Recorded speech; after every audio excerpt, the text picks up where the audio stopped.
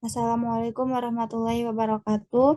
Kami dari kelompok 4 akan mempresentasikan tugas presentasi 14 mengenai materi kuliah grafika komputer.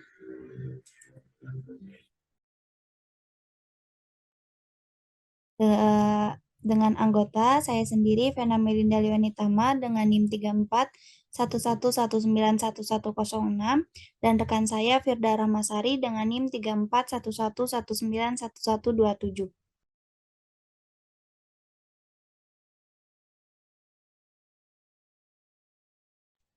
Materi yang pertama dengan judul sistem koordinat. Sistem koordinat adalah suatu cara atau metode untuk menentukan letak suatu titik. Beberapa macam sistem koordinat yaitu: 1. Sistem koordinat kartesius, 2. Sistem koordinat kutub, 3. Sistem koordinat tabung, dan terakhir sistem koordinat bola. Yang pertama yaitu sistem koordinat polar. Sistem koordinat polar sering digunakan pada sistem alutsista atau alat utama sistem pertahanan. Menggunakan sistem koordinat polar yaitu untuk menunjukkan lokasi sebuah benda. Sistem koordinat polar ini menggunakan sudut terhadap garis horizon atau yang disebut dengan alfa dan jarak dari titik pusat dengan variabelnya untuk menunjukkan lokasi sebuah benda. Yang kedua adalah sistem koordinat kartesian. Sistem koordinat kartesian atau kartesius ini diimplementasikan di dalam dua bidang, yaitu bidang dua dimensi dan bidang tiga dimensi. Bidang dua dimensi adalah dua sumbu, yaitu sumbu X dan sumbu Y. Sumbu X adalah horizontal, sumbu Y adalah vertikal. Sedangkan untuk bidang tiga dimensi, sumbu X dan Y masih tetap digunakan. Kemudian, pada sistem koordinat kartesian itu ada dua macam yang tergantung pada situasi. Yang pertama yaitu WC atau word coordinate. Word coordinate itu adalah dengan tujuan untuk menyatakan lokasi benda di dunia nyata. Angkanya memiliki range antara negatif menuju positif. Kemudian untuk SC yaitu menyatakan lokasi titik di layar. Semua angkanya itu bernilai positif. Agar gambar yang di Word tidak terbalik saat di screen koordinat, maka harus adanya transformasi, yaitu ini adalah rumus untuk transformasi dari Word koordinat menuju screen koordinat.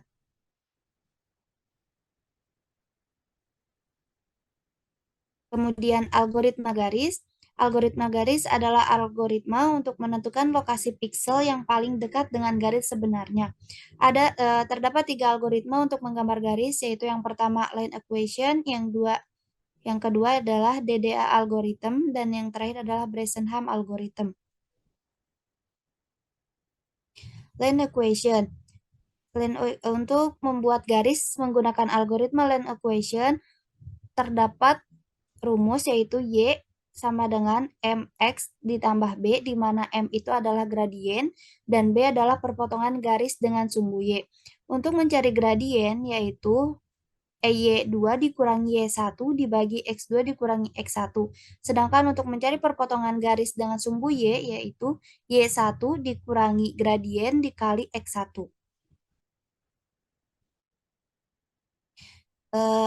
Algoritma yang kedua adalah DDA algorithm.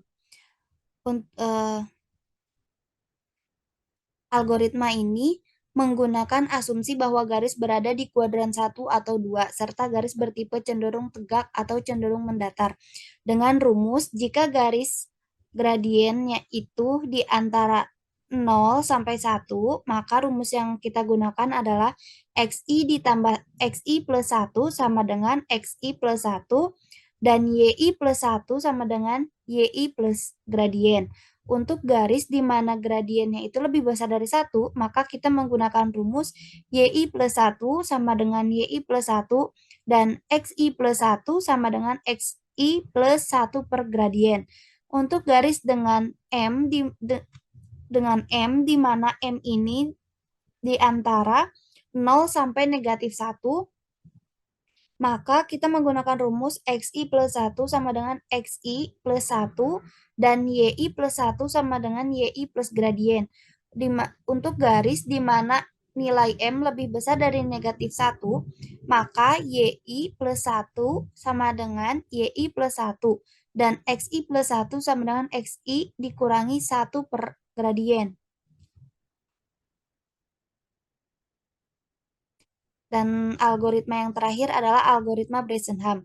Algoritma Bresenham tidak menggunakan pembulatan nilai real seperti DDA, melainkan penambahan nilai integer untuk membentuk garis.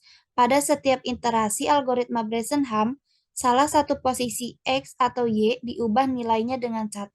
Apabila X diubah, Y bisa diubah ataupun tetap tergantung dari nilai E atau ketelitian. Begitupun sebaliknya. Nilai ketelitian adalah jarak antara garis sesungguhnya dengan piksel yang dihidupkan dan diukur tegak lurus terhadap sumbu yang mengalami kecenderungan pertambahan lebih banyak. Eh, dengan dengan dengan rumus jika garis akan berada di kuadran 1 jika kriterianya X1 lebih besar dari X2 dan Y1 lebih besar daripada Y2. Kemudian akan berada di kuadran 2 jika X1 lebih besar dari X2 dan Y1 lebih kecil daripada X2, Y2. Berada di kuadran 3 jika X1 lebih besar dari X2 dan Y1 lebih besar dari Y2. Untuk di kuadran 4, X1 lebih kecil daripada X2 dan Y1 lebih besar daripada Y2.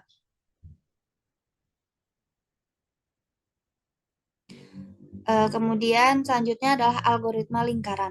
Lingkaran adalah kumpulan titik-titik yang berjarak sama dengan titik pusatnya. Terdapat dua algoritma untuk menggambar lingkaran, yaitu yang pertama sin dan kosinus, yang kedua algoritma Bresenham. Algoritma sin dan kosinus ini merupakan metode yang bergantung pada nilai jari-jari. Semakin besar nilai jari-jari, maka bentuk lingkaran akan bagus. Tapi jika nilai jari-jarinya kecil, maka bentuk lingkaran akan menjadi putus-putus. Solusinya adalah dengan meningkatkan derajatnya sebanyak 2 kali atau 3 kali.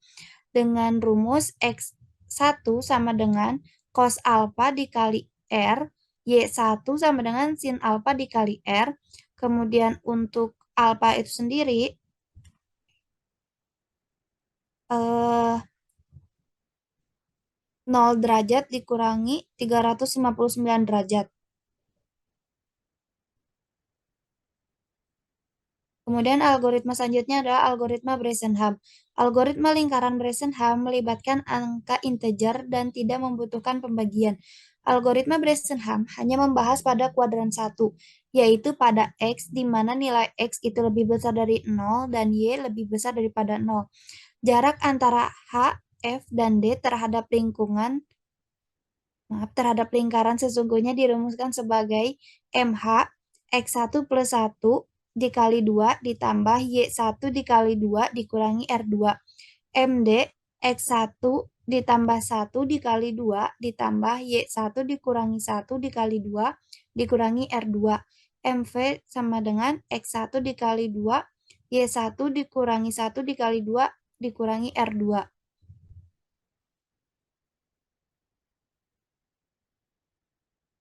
Kemudian ada transformasi. Transformasi merupakan suatu metode untuk memanipulasi lokasi sebuah titik. Ada tiga macam ada tiga macam transformasi, yaitu satu translation atau pergeseran, dua scaling yaitu penskalaan, yang ketiga adalah rotasi atau pemutaran. Translasi. Translasi atau pergeseran yaitu misalkan ada titik A di mana A itu berada di titik X dan Y, digeser sejumlah TRX pada sumbu X, dan digeser sejumlah TRY pada sumbu Y. Hanya operasi penjumlahan. Rumusnya, Q X, Y sama dengan P X, Y ditambah TR. P dalam kurung X ditambah TRX, Y ditambah TRY. Kemudian penskalaan. Penskalaan menggunakan asumsi titik pusat 0,0. Lokasi asli dikalikan dengan besaran XS, SX pada sumbu X, dan SY pada sumbu Y.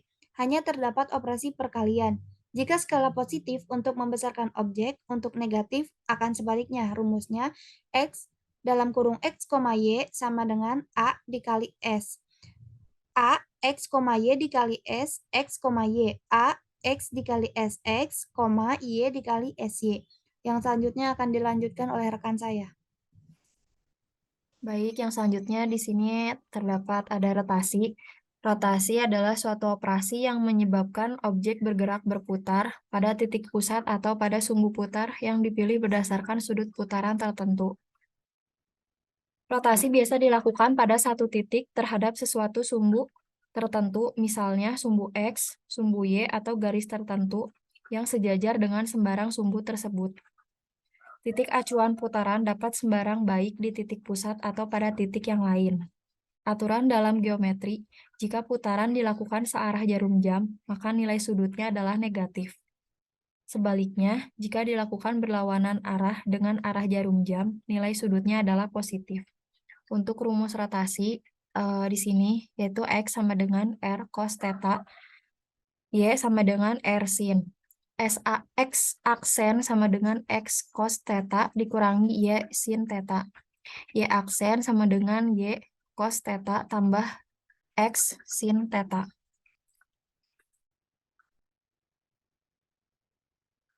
Skala atau rotasi pada titik sembarang terdapat 3 tahapan. Yang pertama, lakukan pergeseran sebesar min XR, min YR. Yang kedua, lakukan rotasi atau penskalaan. Yang ketiga, lakukan pergeseran sebesar XR, YR. 2 dimensi dan 3 dimensi. Perbedaan 2 dimensi dan 3 dimensi yaitu 2 dimensi tinggi dan lebar, 3 dimensi tinggi, lebar, dan kedalaman. Sementara kedalaman adalah jarak antara viewer terhadap benda yang sedang dilihat. Sifat-sifat 3 dimensi. Setiap titik dalam 3 dimensi ditentukan oleh 3 posisi. X, jarak titik tersebut terhadap sumbu X. Y, jarak titik tersebut terhadap sumbu Y. Z, jarak titik tersebut terhadap sumbu Z.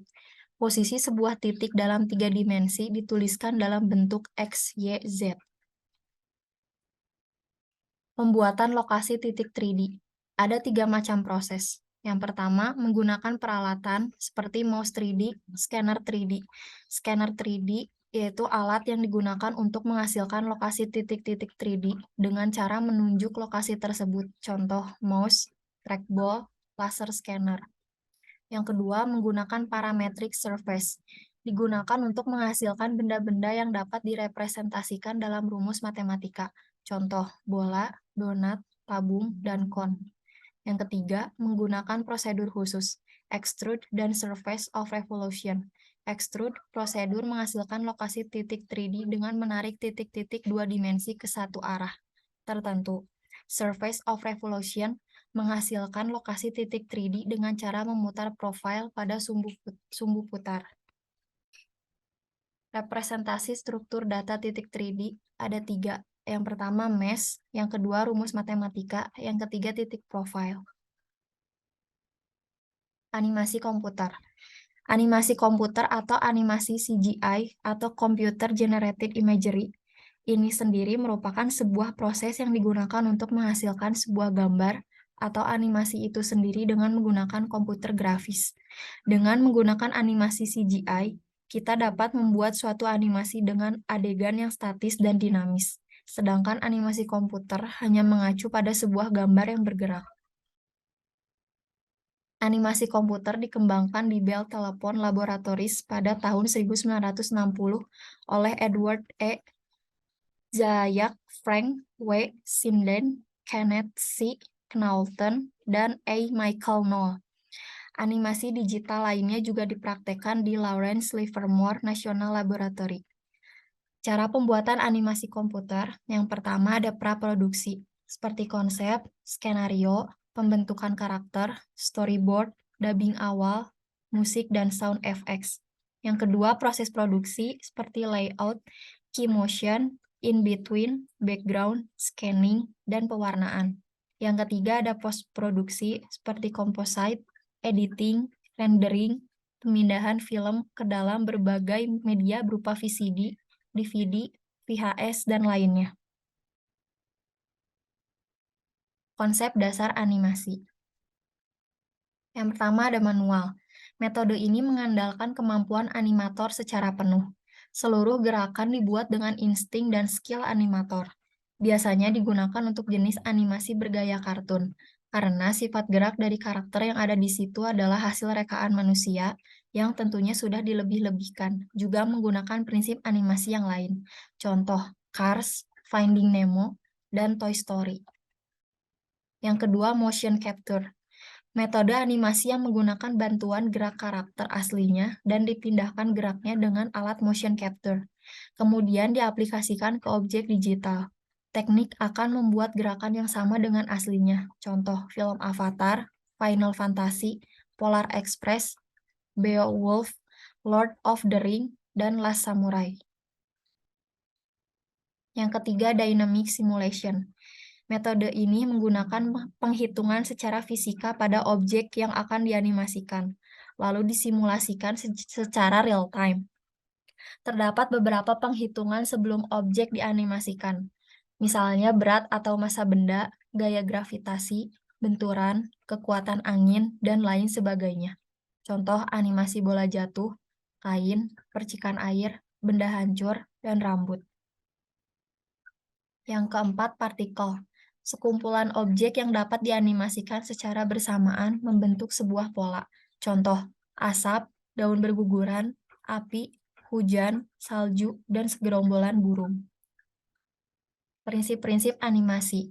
Yang pertama ada kemampuan menggambar, menekan dan melentur, antisipasi, tata gerak, strike ahead and pose to pose, gerakan mengikuti, slow in dan slow out, konstruksi lengkung, penentuan waktu, gerakan pendukung, melebihkan, dan yang terakhir daya tarik. Mungkin cukup sekian dari kelompok kami. Mohon maaf apabila ada kekurangan dan kesalahan. Assalamualaikum warahmatullahi wabarakatuh.